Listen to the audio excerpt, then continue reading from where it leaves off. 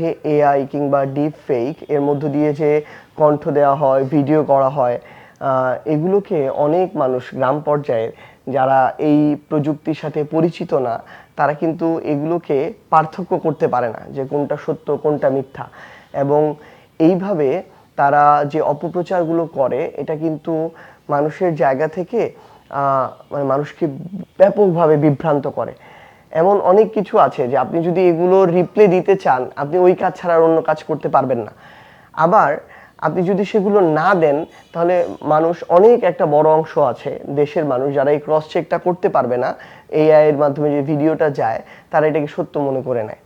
তো এমনকি আমি এটাও বলি যে আমাদের কিছু তথাকথিত অ্যাক্টিভিস্ট আছে সোশ্যাল মিডিয়ায় যারা দেশব্যাপী পরিচিত, কিন্তু তারা উদ্দেশ্য প্রণোদিতভাবে টাকা খেয়ে এজেন্ডা ভিত্তিক বিভিন্ন মানুষকে প্রশ্নবিদ্ধ করে এবং তাদের একটা অন্ধ ভক্তকুল আছে, তারা মনে করে এটাই সত্য।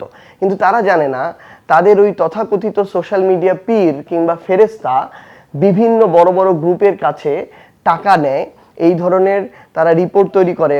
মানুষ যখন একটা বিব্রতকর পরিস্থিতিতে চলে যায় তখন মানুষ তাদের সাথে যোগাযোগ করে, তারা টাকার বিনিময়ে তখন আবার নিউজ করা বন্ধ করে। এইভাবে তারা একটা বড় অনলাইন চাঁদাবাজি সিন্ডিকেট গড়ে তুলেছে। সো মানুষকে ওই ধরনের তথাকথিত সোশ্যাল মিডিয়া অ্যাক্টিভিস্টের উপরেও শতভাগ নির্ভর করা থেকে বের হয়ে আসতে হবে। তাদেরকেও প্রশ্ন করতে হবে, তাদের বিষয়গুলো যাচাই করতে হবে। কারণ এখন আমরা অনেক সোশ্যাল মিডিয়া অ্যাক্টিভিস্ট দেখি যারা হয় কোনো একটা দলের পারপাস সার্ভ করে, না হয় কোনো একটা গোষ্ঠীর কিংবা এজেন্সির পারপাস সার্ভ করে, আর উপরে উপরে তারা ফেরেস্তা সাজার চেষ্টা করে।